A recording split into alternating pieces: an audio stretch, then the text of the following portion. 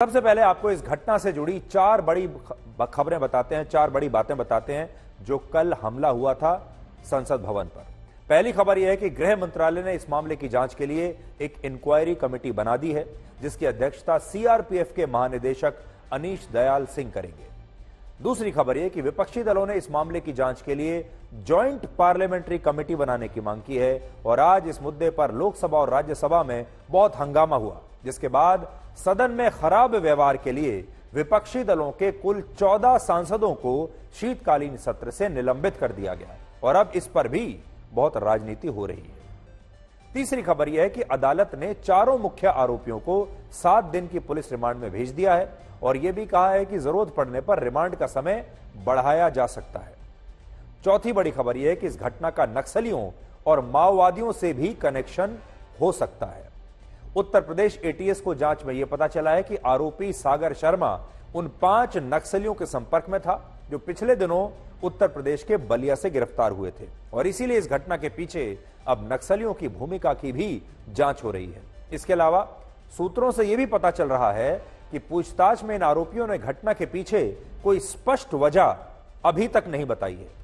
अब देखिए, जब इनसे पूछताछ की गई और आप अगर इनके नारे भी देखेंगे, नारेबाजी के दौरान भी, तो कभी ये बेरोजगारी को इसकी वजह बताते हैं, कभी कहते हैं कि मजदूरों और किसानों को इंसाफ दिलाने के लिए इन्होंने ये हमला किया, कभी कहते हैं कि मणिपुर में दंगे हो रहे हैं उसका इंसाफ दिलाने के लिए किया, कभी कहते हैं कि प्रधानमंत्री मोदी तानाशाह हैं और इस तानाशाही का विरोध करने के लिए हमने ये काम किया।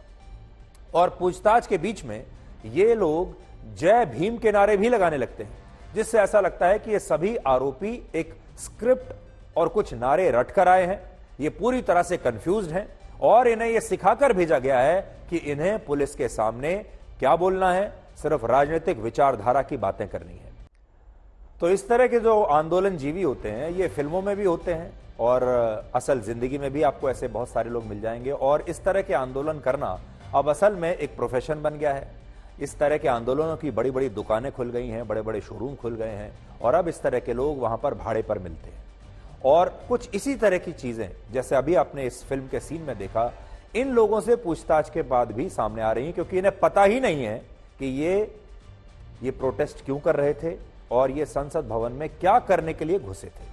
इस पूरे मामले की जांच दिल्ली पुलिस की स्पेशल सेल को सौंपी गई है, जिसने सभी आरोपियों के खिलाफ अनलॉफुल एक्टिविटीज प्रिवेंशन एक्ट के सेक्शन 16 और 18 के तहत मामला दर्ज किया है और ये वो धाराएं होती हैं जो आतंकवादी गतिविधियों और आपराधिक षड्यंत्र से जुड़े गंभीर मामलों में लगाई जाती हैं और इन्हें गैर जमानती अपराध कहा जाता है, यानी आतंकवाद की धाराएं इन पर लगा दी गई हैं। अब तक हुई जांच और पूछताछ में पता चला है कि इस घटना की साजिश पिछले लगभग 1.5-2 साल से चल रही थी और जो 5 मुख्य आरोपी हैं वो फेसबुक और इंस्टाग्राम के जरिए एक दूसरे के संपर्क में थे। इन दोनों सोशल मीडिया प्लेटफॉर्म्स पर भगत सिंह फैन क्लब नाम से एक पेज है जिसे इन सभी आरोपियों ने फॉलो किया हुआ था और शुरुआत में इसी पेज के जरिए इनके बीच इनका आपस में परिचय हुआ और फिर आपस में बातचीत हुई। इसके अलावा लगभग 1.5 साल पहले ये सभी आरोपी कर्नाटक के मैसूर जिले में मिले थे, जहां आरोपी मनोरंजन गौड़ा का घर है और मनोरंजन गौड़ा वही युवक है जिसके पिता के कहने पर मैसूर से बीजेपी के सांसद प्रताप सिम्हा ने उसे लोकसभा का विजिटर्स पास दिया था। आरोप है कि 1.5 वर्ष पहले हुई इस मुलाकात में इन सभी आरोपियों ने सरकार के खिलाफ कुछ बड़ा करने की योजना बनाई और फिर इसी साल जनवरी और फरवरी के महीने में इनके बीच एक मुलाकात हुई और इस मुलाकात में यह तय किया इन्होंने कि ये लोग लोकसभा की सुरक्षा को भेदने की कोशिश करेंगे और इस घटना को संसद पर हमले की बरसी के दिन यानी 13 दिसंबर को अंजाम दिया जाएगा। इस मुलाकात में जब हमले की पूरी योजना बन गई तब मार्च के महीने में मनोरंजन गौड़ा फ्लाइट से मैसूर से दिल्ली आया और उस समय उसने बजट सत्र के दौरान लोकसभा की रैकी भी की। अब आप सोचिए ये कितनी खतरनाक बात है कि बजट सत्र चल रहा है, बजट की तैयारियां चल रही हैं और एक आतंकवादी किस्म का व्यक्ति उस समय इतनी बड़ी योजना के साथ संसद भवन में मौजूद है, रैकी कर रहा है, सब कुछ देख रहा है और हमले की योजना बना रहा है। और मैं कल भी ये बात कह रहा था, ये मामला इसलिए बहुत गंभीर है कि अभी तो इन्होंने सिर्फ एक धुएं वाला बम चलाकर छोड़ दिया, लेकिन अगर ये कोई जहरीली गैस लेकर आ जाते, कोई जहरीला केमिकल लेकर आ जाते, उस धुएं में कोई और केमिकल मिला होता तो कुछ भी हो सकता था। और अब आतंकवादियों को भी यह आइडिया आ गया होगा। इसका मतलब यह है कि उस समय भी यह आरोपी विजिटर पास पर लोकसभा की कार्रवाई को देखने आया और इसी दौरान उसे यह पता चला कि जब पब्लिक गैलरी में भेजने के लिए लोगों की चेकिंग होती है, विजिटर्स गैलरी में जाने के लिए जब पुलिस वाले, सुरक्षा के जो लोग हैं वो चेकिंग करते हैं, तो इस दौरान वो जूतों की अच्छी तरह से चेकिंग नहीं करते, जूतों पर ध्यान नहीं देते, जिसके बाद इन आरोपियों ने यह तय किया कि वो अपने जूतों में स्मोक पाउडर के कैनिस्टर को छिपाकर लोकसभा में लेकर जाएंगे। और इन्हें समझ में आ गया कि जूतों की चेकिंग नहीं होती, जो सामान रखना है जूतों में रख लो। अब आप, जो मैं आपको कह रहा था कि उस जूते में ये कुछ भी रखकर ला सकते थे। मार्च में हुई इस रेकी के बाद एक और आरोपी सागर शर्मा भी संसद भवन आया, लेकिन उस समय उसे विजिटर पास नहीं मिल पाया था, इसलिए वो संसद भवन के बाहर से ही रेकी करके लखनऊ लौट गया था। अब सूत्रों से यह पता चला है कि महाराष्ट्र के लातूर के रहने वाले अमोल शिंदे ने इसी महीने 1200 रुपए में ये स्मोक क्रैकर्स के 5 कैनिस्टर खरीदे थे, जो आपकी स्क्रीन पर है। और फिर इसके बाद ये सभी लोग एक एक करके 10 दिसंबर को दिल्ली के पास गुरुग्राम पहुंचे, जहां एक और आरोपी विकी शर्मा ने इनकी मदद की और उसी के घर पर ये ठहरे।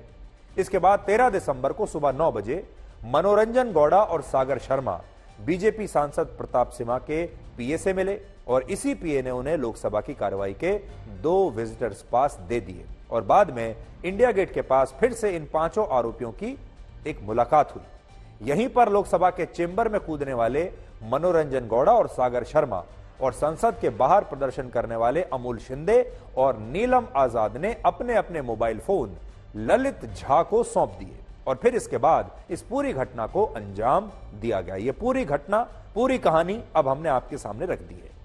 अब ललित झा वही व्यक्ति है जिसे इस घटना में मुख्य साजिशकर्ता माना जा रहा है और यह पश्चिम बंगाल का रहने वाला है, पेशे से खुद को टीचर बताता है और इसी ने संसद भवन में घुसपैठ करने के लिए 13 दिसंबर का दिन चुना था। पुलिस का कहना है कि जब अमोल शिंदे और नीलम आजाद ने संसद का सुरक्षा घेरा तोड़ने की कोशिश की और स्मोक क्रैकर जलाकर नारे लगाए, तो ललित वहीं रहकर इस घटना का वीडियो बना रहा था, जिसे उसने बाद में अपने इंस्टाग्राम अकाउंट पर अपलोड किया और बाद में यह वीडियो बनाने के बाद वो वहां से फरार भी हो गया। और पुलिस के मुताबिक इस व्यक्ति का आखिरी बार फोन राजस्थान के नीमराना में चालू पाया गया था, लेकिन जब तक पुलिस वहां पहुंची तब तक यह नीमराना से भाग चुका था। फोन के जरिए पता चला कि यह नीमराना पहुंचा था। ललित झा ने फरार होने से पहले कोलकाता में अपने एक परिचित को संपर्क किया और उसे इस घटना का पूरा वीडियो भेज दिया और इस व्यक्ति के पास भी आज हमारी टीम पहुंच गई और उसने हमें क्या बताया, अब आप सुनिए। उन्होंने 3 मैसेजेस उनके साथ भेजा था उस वीडियो के साथ। उसमें लिखा था कि इस वीडियो का मीडिया कवरेज आप देखिए। उसके साथ लिखा था ये वीडियो आपके पास सेफ रखिएगा, जय हिंद। तो मैंने देखा एक वीडियो भेजा है, तो मैं जैसे कि बोला, मैं उनको पहले से कुछ महीने पहले से जानता था, क्योंकि मैंने एकदम पहले के 1-2 सेकंड देखा, उसमें बस यही देख पाया कि एक रास्ते के पास 2 प्रोटेस्टर्स कुछ स्मोक टॉर्च लेके कुछ प्रदर्शन कर रहे हैं। तो मैंने सोचा रास्ता है, कहीं का भी हो सकता है। मैंने डिटेल्स नहीं देखा क्योंकि मैं रास्ते में था, मैं डिटेल्स देखने के समय में नहीं था। तो मैंने बस वही पूछा कि ये कहाँ का है और वही पूछा कि ये वीडियो कहाँ से लिया गया है। मैंने उनके साथ मिला था एक मीटिंग में, अप्रैल के आसपास एक मीटिंग हुआ था कलकत्ता में, सेंट्रल एवेन्यू के पास इंडियन एसोसिएशन हॉल में। तो वहाँ पे वो ललित झा नाम के जो व्यक्ति है वो वहाँ पे वॉलंटियर के तौर पे थे और वो वहाँ पे हेल्प कर रहा था सारा कुछ। और पहचान बताया था उनका, अपना पहचान क्या बताया था? उन्होंने बोला था वो उनका नाम ललित झा है और वो एक सोशल वर्कर है, वो बहुत तरीके की एनजीओ के साथ जुड़े हैं, सोशल वर्क करना पसंद करते हैं, बस इतना ही बोला। उसके अलावा मतलब क्या करते हैं, कहाँ से है, उन्होंने बोला था वो कोलकाता से है, कलकत्ता में रहते हैं, पर कलकत्ता में कहाँ रहते हैं, कौन कौन है परिवार में, क्या है ईटीसी, क्या करते हैं, उम्र कितना है, कुछ भी उन्होंने कभी बोला नहीं। पश्चिम बंगाल से बीजेपी के सांसद डॉक्टर सुकांता मजूमदार ने आरोपी ललित झा की कुछ तस्वीरें आज जारी की हैं और यह आरोप लगाया है कि वो ममता बनर्जी के पार्टी के विधायक और पूर्व मंत्री तपस रॉय को जानता है और इस साजिश के तार टीएमसी से भी जुड़े हो सकते हैं। ममता बनर्जी की तृणमूल कांग्रेस से जुड़े हो सकते हैं। हालांकि टीएमसी ने इन आरोपों को बिल्कुल निराधार बताया है। इस पूरी साजिश में दो बातें आपके लिए नोट करने वाली हैं। पहली बात यह कि ये सारे आरोपी कह रहे हैं कि वो बेरोजगार थे, इसलिए वो ये कदम उठाने पर मजबूर हो गए, बेरोजगारी का मुद्दा उठाने के लिए। लेकिन आज हमारा सवाल यह है कि अगर ये बेरोजगारी से परेशान थे तो इनके पास इस साजिश के लिए, फ्लाइट के लिए, एक जगह से दूसरी जगह यात्रा करने के लिए, रहने के लिए, खाने पीने के लिए, मीटिंग करने के लिए इतना पैसा कहां से आया? इसका मतलब तो यही हो सकता है कि इन लोगों को कोई और पीछे से फंडिंग कर रहा था, या ये लोग फिर से झूठ बोल रहे हैं कि ये बेरोजगार है। ऐसे लोग बेरोजगार कहीं से दिखाई दे नहीं रहे हैं। इन पांचों आरोपियों के बारे में एक बात और कॉमन है, वो ये कि ये अपने सोशल मीडिया अकाउंट्स पर अक्सर प्रधानमंत्री मोदी के खिलाफ पोस्ट लिखते रहते हैं। और 35 साल की नीलम आजाद, जो अपने आप को एक छात्रा बता रही हैं, वो तो एक प्रोफेशनल आंदोलनजीवी हैं और हर बड़े आंदोलन में वो दिखाई देती हैं। इन्होंने किसान आंदोलन में भी भाग लिया था जो सरकार के खिलाफ हुआ था, और जो जंतर मंतर पर जो कुश्ती के खिलाड़ियों ने प्रदर्शन किया था उसमें भी ये शामिल हुई थी। इसके अलावा सोशल मीडिया पर नीलम आजाद का एक और वीडियो हमें मिल रहा है जिसमें यह महिला हरियाणा में कांग्रेस और इंडियन नेशनल लोकदल के लिए वोट मांग रही है और कह रही है कि बीजेपी को वोट मत देना। बीजेपी चल रही है तो हम सत्ता परिवर्तन करेंगे, या तो कांग्रेस को ले आएंगे या हम आईएनएलडी को ले आएंगे। बीजेपी जितना क्रूर है शायद दूसरी जो पार्टियां हैं वो इतना क्रूर नहीं है। वो थोड़ा बहुत जो गरीब किसान है, गरीब मजदूर है, उनकी कुछ बातें समझती है, क्योंकि उनका जो गहनता से हमारे आजादी के आंदोलन में जो योगदान रहा है वो समझते हैं कि आजादी क्या होती है और संघर्ष क्या होता है। लेकिन तो ऐसा लगता है कि ये सारे लोग राजनीतिक कार्यकर्ता हैं, किसी ना किसी पार्टी के कार्यकर्ता हैं, और इन सब के बीच में एक कॉमन फैक्टर है, ये सब प्रधानमंत्री मोदी से नफरत करते हैं, उनके खिलाफ काम करना चाहते हैं, और ये जो एक कॉमन फैक्टर है इनको इकट्ठा करके ले आया। अब इनके पीछे कौन है, कौन इन्हें पैसा दे रहा था, किसने इन्हें ये हिम्मत दी, किसने इन्हें ये पूरी योजना बनाने में मदद दी कि ये संसद भवन पर जाकर इस तरह का हमला कर दें, ये इन्वेस्टिगेशन का विषय है। और ये दो अलग अलग बातें हैं। पहली बात तो यह है कि ये लोग कौन हैं, तो हमने आपको बता दिया कि ये लोग असल में कोई राजनीतिक कार्यकर्ता है। लेकिन दूसरी बात बहुत ज्यादा गंभीर बात है, और वो ये है कि अगर ये लोग हमारे संसद भवन की सिक्योरिटी का उल्लंघन कर सकते हैं, हमारी सिक्योरिटी, हमारी सुरक्षा व्यवस्था को भेद सकते हैं, तो सोचिए अगर कोई प्रोफेशनली ट्रेंड आतंकवादी हो तो वो क्या क्या कर सकता है। इसलिए यह मामला बहुत ही गंभीर है।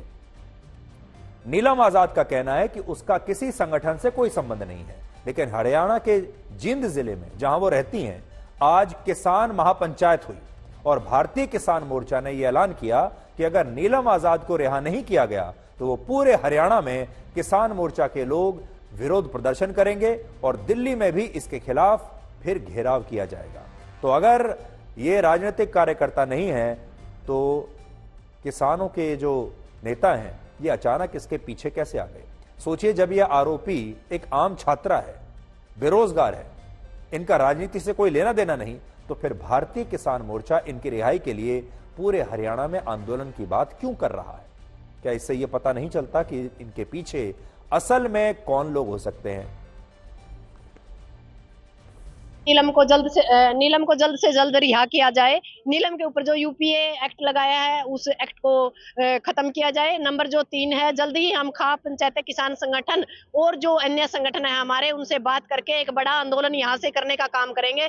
और जो तीसरी हमने एक अपील की है, जो गोदी मीडिया इसको आतंकवादी हमला बता रही है, उनसे हाथ जोड़कर विनती है, सच्चाई का साथ दीजिए। इन्होंने रोजगार की, शिक्षा की और तानाशाही के खिलाफ एक बगावत की है। आप एक आंदोलन को आप टेररिस्ट हमला मत बनाइए। अमेरिका में बैठे खालिस्तानी आतंकवादी गुरपतवंत सिंह पन्नू ने एक हफ्ते पहले यह धमकी दी थी कि 13 दिसंबर को वो भारत की संसद की नींव हिला देगा। और अब अपने नए बयान में उसने कहा है कि जिन 4 हमलावरों ने भारत की संसद को कल निशाना बनाया, उन्हें वो पूरी कानूनी मदद देगा और अदालत में जो इन आरोपियों का मुकदमा लड़ा जाएगा, उनके वकीलों की पूरी फीस और बाकी का जो खर्चा होगा वो ये खालिस्तानी आतंकवादी उठाएगा। यहां एक बड़ी बात यह भी है कि जब हमारे देश के कुछ विपक्षी नेता संसद के इन घुसपैठियों को बेरोजगार बताकर उनसे हमदर्दी जता रहे हैं, तब इन आरोपियों के परिवार के लोग कह रहे हैं कि इन लोगों ने देश से गद्दारी की है और इन लोगों के पीछे कोई बड़ी ताकत है जिन्होंने इन युवकों का ब्रेन वॉश किया है।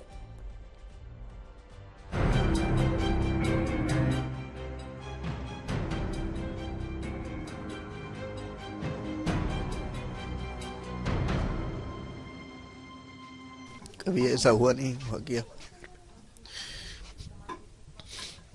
ये फंसाया गया, उसको फंसाया गया है।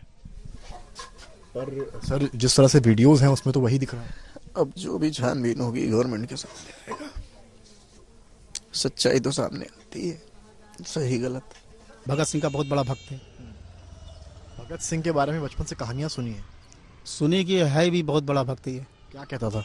कहता मैं जो करके गए वो हम करेंगे, नौकरी जिनको नहीं मिले नौकरी मिलनी चाहिए, यही सब बात करता रहता।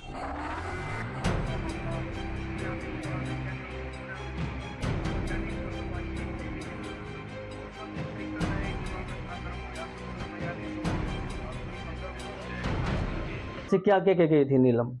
नीलम न्यू कह गई थी, माँ मैंने फार्म भर दिया, मैं असार जाऊं, मैं हॉस्टल में पढ़ाई करा कर हॉस्टल कर दिया कर दिया। पता नहीं था, अंदाजा नहीं था कि मतलब ऐसा भी हो जाएगा। कोई अंदाजा नहीं था, हमने कोई जकरा लग नहीं चलाया।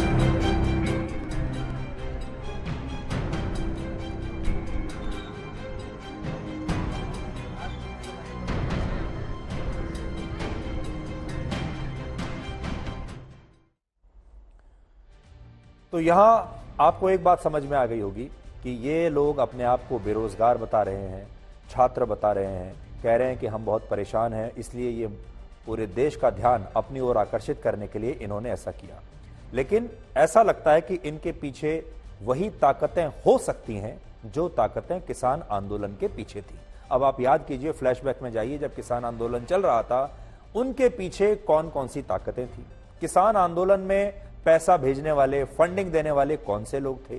वो कौन से लोग थे जिन्होंने किसानों को उकसाया और कहा कि लाल किले पर हमला कर दो गणतंत्र दिवस के दिन? आप याद कीजिए, भारत के गणतंत्र दिवस के दिन जब लाल किले पर हमला हुआ, वो कौन से लोग थे जिन्होंने ये करवाया पीछे से बैठकर रिमोट कंट्रोल से? और ये जो पन्नू है खालिस्तानी आतंकवादी, ये तो पिछले हफ्ते ही ये बात कह चुका था कि मैं इस तरह का हमला संसद पर करवाऊंगा। इसलिए इन सारे मामलों की जांच होनी चाहिए और ऐसा लगता है कि ये एक बड़ी साजिश है। लेकिन फिर से मैं वही कह रहा हूं, साजिश तो है, षड्यंत्र तो किसी ने रचा है, चाहे पन्नू ने रचा हो, चाहे खालिस्तानियों ने रचा हो, चाहे नक्सलियों ने रचा हो, किसी ने रचा हो, लेकिन ये षड्यंत्र कामयाब हो गया। और ये कामयाब हुआ कैसे? वो इसलिए क्योंकि हमारी इंटेलिजेंस एजेंसीज सोती हुई पाई गई, इसलिए कि हमारी सुरक्षा की व्यवस्था, संसद भवन पर सबसे ज्यादा सुरक्षा की व्यवस्था होती है, और उस जगह पर इस तरह के युवक देखिए कैसे खुलेआम सीधे सीधे अंदर तक प्रवेश कर गए और जो चाहे उन्होंने किया। इसलिए यह एक बहुत गंभीर बात है, इसकी जांच होनी चाहिए। और अगर ये 2 युवक या 4 युवक मिलकर इस तरह के हमले को अंजाम दे सकते हैं, तो सोचिए इजराइल जैसी कोई घटना हो जाए। इजराइल में हमास के जो प्रोफेशनली ट्रेंड आतंकवादी थे, जब वो इजराइल में घुसे तो आपने देखा होगा इजराइल की सिक्योरिटी एजेंसीज और इजराइल की जो इंटेलिजेंस एजेंसीज हैं वो भी सोती हुई पाई गई थी। ऐसा ही होता है। हमारे देश के कुछ विपक्षी नेता और एक खास वर्ग के लोग आज इन आरोपियों की तुलना शहीद आजम भगत सिंह से कर रहे हैं और कह रहे हैं कि इन आरोपियों को देखकर उन्हें भगत सिंह की याद आ गई। कई बड़े बड़े नेताओं ने आज सोशल मीडिया पर पोस्ट लिखे हैं कि तो भगत सिंह की याद ताजा हो गई। भगत सिंह ने अंग्रेजी हुकूमत के खिलाफ वर्ष 1929 में पुराने संसद भवन में, जो अभी कुछ दिन पहले हमारा संसद भवन था, उस समय यह सेंट्रल लेजिस्लेटिव असेंबली हुआ करता था, और यहां पर घुसकर इस असेंबली में भगत सिंह ने बम फेंका था। लेकिन सोचिए क्या संसद भवन की सुरक्षा तोड़कर आज के लोकसभा में आए इन आंदोलन जीवियों की तुलना भगत सिंह से करना भगत सिंह का इतना बड़ा अपमान नहीं है? भगत सिंह का आंदोलन भारत की आजादी के लिए था और वो अंग्रेजों के खिलाफ लड़ रहे थे। क्या आज हमारे देश में अंग्रेजों का शासन है? क्या हमारे देश में किसी विदेशी ताकत का शासन है? क्या आज हम गुलाम हैं? भगत सिंह के जमाने में ना तो लोकतंत्र था, ना ही भारत का अपना कोई संविधान था, ना लोकतांत्रिक तरीके से चुनाव होते थे। अंग्रेजों की हुकूमत खत्म करके भारत को आजाद कराने की वो कोशिश कर रहे थे। लेकिन आज के जो लोग हैं, जो अपने आप को भगत सिंह का फैन कहते हैं, ये तो भारत के लोगों द्वारा चुनी गई सरकार को ही अस्थिर कर रहे हैं। और आज भारत आजाद है, भारत में लोकतंत्र है, हमारा संविधान है, हमारी अदालतें हैं। हमारे देश में हर 5 साल में सरकार बदलने के लिए चुनाव होते हैं, जिसमें जनता खुद अपनी सरकार चुनती है। तो जिस सरकार के खिलाफ ये काम कर रहे हैं, उस सरकार को इसी देश के लोगों ने चुना है। इसलिए अगर इन लोगों में इस सरकार के खिलाफ इतना ही गुस्सा है, तो इन्हें लोकतांत्रिक तरीकों के जरिए चुनाव में जाना चाहिए था, लोकतांत्रिक तरीके से अपनी पसंद की पार्टी को जिताना चाहिए था, अपनी पसंद के नेता को जिताना चाहिए, फिर उस नेता की सरकार बनवानी चाहिए और फिर ये जैसा चाहें वैसे सरकार को चला सकते हैं। लेकिन इन्होंने ऐसा ना करके भारत की संसद को चुनौती दी, भारत के संविधान को, भारत के लोकतंत्र को चुनौती दी, दुनिया में उसका मजाक बनाकर रख दिया। और आज पूरी दुनिया का मीडिया और बड़े बड़े अंतर्राष्ट्रीय अखबार आज हम पर हंस रहे हैं इन 4 नौजवानों की वजह से। आज कुछ अखबारों की कटिंग में लेकर आया हूं।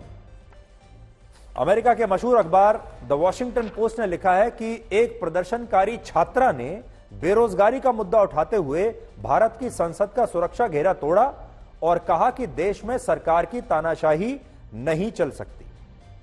और हेडलाइन उसकी है, Indian police arrest 4 intruders for breaching security in the parliament complex. One of the arrested said she was a student protesting rising unemployment. People's voice is not being heard by the government. There can't be a dictatorship in the country. अब जब आप दुनिया के लोग इस खबर को पढ़ेंगे तो उन्हें क्या समझ में आएगा? वो ये सोचेंगे कि भारत के जो युवा हैं वो बहुत परेशान हैं, भारत में युवाओं को नौकरी नहीं मिल रही, बेरोजगारी बढ़ती जा रही है, भारत में आम जनता की आवाज को सुना नहीं जा रहा और भारत में डिक्टेटरशिप है। इस खबर को पढ़कर आपको बस ये समझ में आएगा। अगर आप भारतीय नहीं हैं, भारत में नहीं रहते हैं, कोई विदेशी आदमी इसको पढ़े तो यही समझेगा कि भारत में डिक्टेटरशिप है, भारत का लोकतंत्र खत्म हो चुका। अमेरिका की एक और बड़ी न्यूज एजेंसी एसोसिएटेड प्रेस ने लिखा है कि बेरोजगारी से परेशान कुछ छात्र भारत के संसद भवन में घुस आए। यहां पर भी आपको यही लगेगा कि भारत में तो बहुत बुरी हालत है और अब बेरोजगार लोग जो छात्र हैं उनके पास और कोई चारा नहीं बचा कि वो संसद भवन में घुस आए। अमेरिका के ही एक और अखबार डिप्लोमेट ने लिखा है कि भारत के संसद भवन की सुरक्षा में बहुत बड़ी चूक हुई है। ये द डिप्लोमेट लिखता है और यह घटना तब हुई जब गुरपतवंत सिंह पन्नू ने यह धमकी दी थी कि वो 13 दिसंबर को भारत की संसद की नींव हिला देगा। और गल्फ न्यूज और रॉयटर्स जैसे अखबारों और न्यूज एजेंसीज ने भी इस घटना को इसी संदर्भ में प्रकाशित किया है कि भारत में बेरोजगारी की समस्या ने कुछ छात्रों को संसद भवन में घुसपैठ करने के लिए मजबूर कर दिया। तो पूरी दुनिया में हमारी बदनामी हो रही है, हमारी छवि खराब हो रही है। पाकिस्तान भी इस घटना को लेकर बहुत मजा ले रहा है। वहां के एक बड़े अखबार द डॉन ने लिखा है कि भारत की संसद में हमला करने वाले लोग मुसलमान नहीं हैं, वो हिंदू हैं, इसलिए इस हमले को वहां आतंकवादी हमला नहीं कहा जाएगा। लेकिन पाकिस्तान को हम ये बताना चाहते हैं, इन अखबार वालों को भी बताना चाहते हैं कि भारत में इन घुसपैठियों के खिलाफ आतंकवादी हमले की धाराएं ही लगाई गई हैं। और जो लोग आज पाकिस्तान की इस लाइन को या द डॉन की इस लाइन को हमारे देश में ले रहे हैं, उन्हें यह समझना चाहिए कि वो एक तरीके से वही लाइन ले रहे हैं जो पाकिस्तान की लाइन है। पाकिस्तान वही देश है जहां से आए 5 आतंकवादियों ने 13 दिसंबर 2001 को भारत की पुरानी संसद भवन पर हमला किया था और इस हमले में 8 सुरक्षा कर्मियों समेत 9 लोग शहीद हो गए थे। और इस हमले का मैं चश्मदीद गवाह हूं, उस दिन मैं वहीं था, मैं जानता हूं कैसा हमला यह हुआ था। आज इस घटना को लेकर प्रधानमंत्री मोदी ने सरकार के कुछ वरिष्ठ मंत्रियों के साथ बैठक की और संसदीय कार्य मंत्री प्रहलाद जोशी ने बताया कि संसद की सुरक्षा में चूक पिछली सरकारों में भी हुई थी और सरकार इस मामले को लेकर पूरी तरह गंभीर है। We all agree that with a heavy heart that the unfortunate incident which occurred yesterday was a serious incident concerning the safety and the security of honorable members of parliament. We have to appreciate that honorable speaker promptly held the meeting with all the floor leaders and listened to their suggestions for the further strengthening of the security in the parliament premises. Some of these suggestions given have already been implemented. As Honorable Speaker observed this morning also that in future further measures will be taken to strengthen the parliament security. In my opinion, this matter concerns us all and we have to speak in one voice, sir, on such a grave national issue. No politics is expected to be done by anyone. अब हम आपको आज की एक और बड़ी खबर बताते हैं और वो ये कि क्या श्री कृष्ण जन्मभूमि का मामला भी अब उसी राह पर चल पड़ा है जिस पर एक जमाने में राम जन्मभूमि में अयोध्या का मामला था। आज इलाहाबाद हाईकोर्ट ने मथुरा की शाही ईदगाह मस्जिद के परिसर का सर्वे करने की अनुमति दे दी है और यह सर्वे एक आयोग द्वारा किया जाएगा जिसका गठन खुद हाईकोर्ट के जज करेंगे और इस पर अगला फैसला 18 दिसंबर की सुनवाई के दौरान लिया जाएगा। इस मामले में हिंदू पक्ष की तरफ से 18 से ज्यादा याचिकाएं दायर हुई थीं जिनमें मस्जिद के ढांचे को अवैध बताया गया और अदालत से मस्जिद परिसर का सर्वे कराने की मांग की गई थी। हिंदू पक्ष का कहना है कि मथुरा के राजा कंस ने जिस जेल में अपनी बहन देवकी और वासुदेव को बंदी बनाकर रखा और जिस जेल में भगवान श्री कृष्ण का जन्म हुआ था वो जेल उसी स्थान पर मौजूद है जहां फिलहाल शाही ईदगाह मस्जिद बनी हुई है। हिंदू पक्ष ने अदालत में कुछ साक्ष्य भी रखे और बताया कि इस मस्जिद में शेषनाग और कमल पुष्प जैसी आकृतियां हैं जिनसे स्पष्ट होता है कि यह मस्जिद भगवान श्री कृष्ण की जन्मभूमि पर बनी है और इससे पहले यहां भगवान श्री कृष्ण को समर्पित एक मंदिर हुआ करता था जिसे मुगल शासक औरंगजेब के आदेश पर तब तोड़ दिया गया था। औरंगजेब के शासनकाल के विवरण पर लिखी गई एक पुस्तक में इस बात का उल्लेख भी है कि जनवरी 1670 में रमजान के महीने के दौरान औरंगजेब ने मथुरा के केशव राय मंदिर को तोड़ने के आदेश दिए थे जिसे ओरछा के राजा वीर सिंह बुंदेला ने उस जमाने में 33 लाख रुपए में बनवाया था। कटरा केशव देव के इस इलाके में ही भगवान श्री कृष्ण की जन्मभूमि है जो 13.37 एकड़ जमीन में फैली है और इसका मालिकाना हक श्री कृष्ण जन्मभूमि ट्रस्ट के पास है। लेकिन इसी जमीन के लगभग 2.5 एकड़ हिस्से में औरंगजेब के आदेश पर बनाई गई शाही ईदगाह भी मौजूद है जिसे हटाने की लगातार मांग चलती आ रही है और हिंदू पक्ष की दलील है कि यह मस्जिद श्री कृष्ण के गर्भगृह के ऊपर बनी है और अब अदालत ने मस्जिद के इसी परिसर का सर्वे करने की अनुमति दे दी है और सर्वे देखिए ये उसी रास्ते का जो एक लीगल प्रोसेस है ये उसकी शुरुआत है। अब सर्वे होगा, सर्वे में यह पता लगेगा कि किसकी बात सही है किसकी बात गलत है और अगर हिंदू पक्ष की बात सही मानी गई तो हो सकता है फिर इस श्री कृष्ण जन्मभूमि का जो अंतिम जो पड़ाव होगा वो वही होगा जो कि अयोध्या का हुआ। आज हम आपको एक ऐसा चिंताजनक विश्लेषण दिखाना चाहते हैं जिससे आपको यह पता चलेगा कि कैसे भारत के लोग सुबह और शाम अपने शरीर को दवाई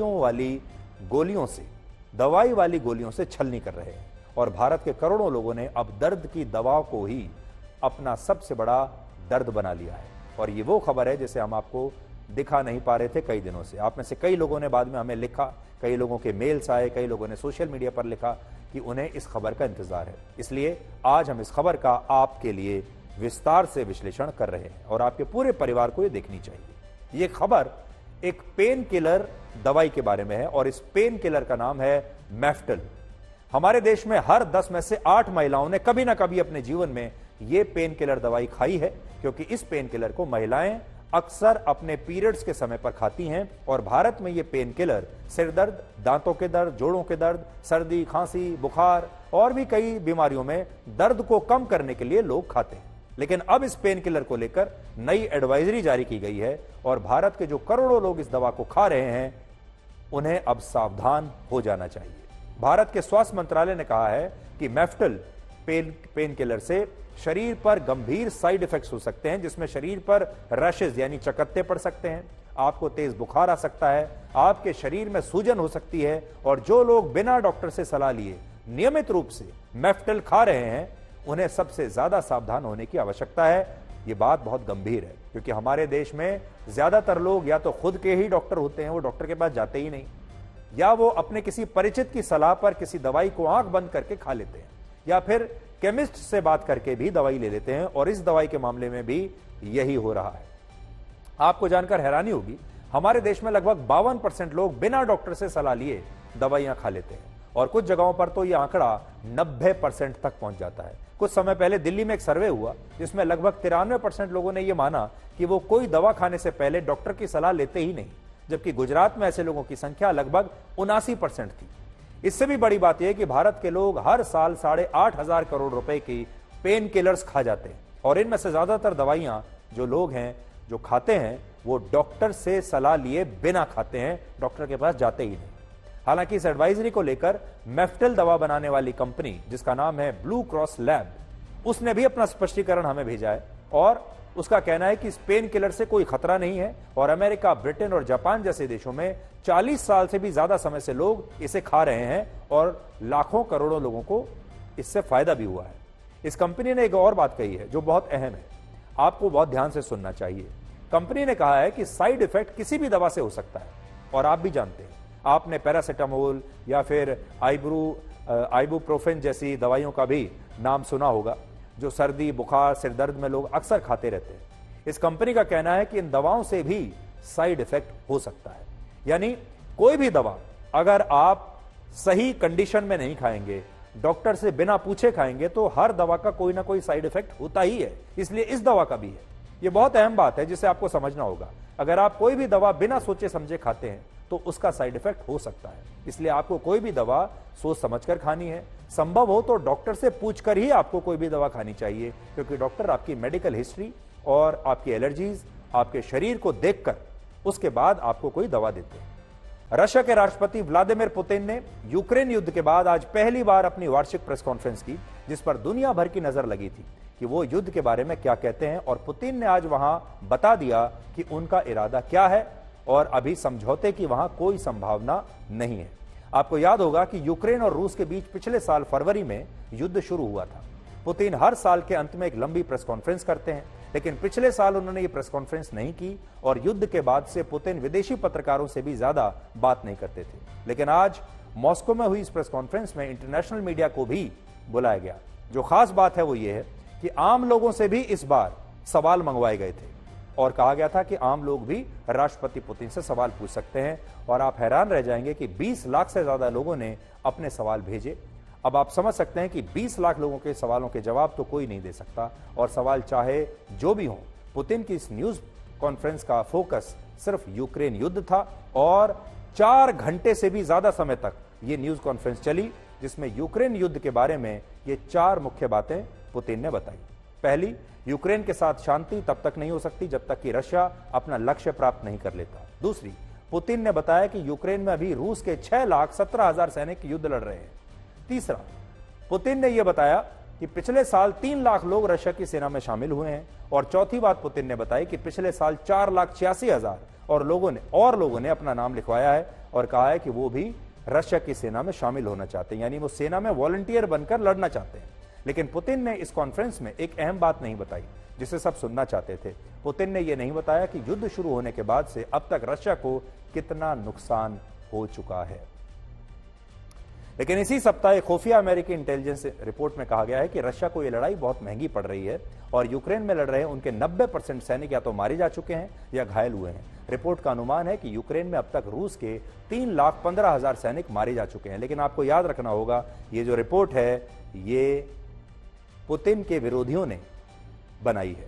इसलिए अगर आपने देखा होगा, पुतिन एक ऐसे नेता हैं, उनके बारे में इतनी कॉन्स्पिरेसीज होती हैं, उनके खिलाफ इतने षड्यंत्र रचे जाते हैं। लोगों ने कहा था, अमेरिका ने कहा था 1 हफ्ते में ये जो है, पुतिन पहले कहते थे 1 हफ्ते में युद्ध समाप्त हो जाएगा, फिर अमेरिका ने कहा कि पुतिन की हार निश्चित है, पुतिन का पैसा खत्म हो रहा है, हथियार खत्म हो रहा है, फिर लोगों ने कहा कि रशिया की इकोनॉमी डूब रही है, वो अपने देश में बहुत ज़्यादा उनकी लोकप्रियता घट रही है, कभी ये खबरें आती हैं कि वो बहुत बीमार हो गए हैं, उन्हें कोई भयंकर बीमारी हो गई है, इसलिए वो ज़्यादा दिन जिंदा नहीं रहेंगे। यानी हर कुछ महीने के बाद पुतिन के बारे में आपको कुछ ना कुछ, कोई ना कोई खबर, कोई ना कोई षड्यंत्र सुनने को मिलता रहता है।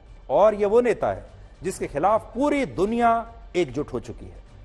अगर आप चीन जैसे देशों को छोड़ दें या भारत जैसे कुछ देशों को छोड़ दें तो पूरा यूरोप, पूरी पश्चिमी दुनिया, अमेरिका जैसा शक्तिशाली देश पुतिन के खिलाफ है। लेकिन ये सारे लोग मिलकर ना तो रशिया की इकोनॉमी को झुका पाए और ना ही पुतिन को झुका पाए। और आज पुतिन ने 4 घंटे लंबी ये प्रेस कॉन्फ्रेंस की है और जो भी वो दुनिया को बताना चाहते थे उन्होंने बता दिया।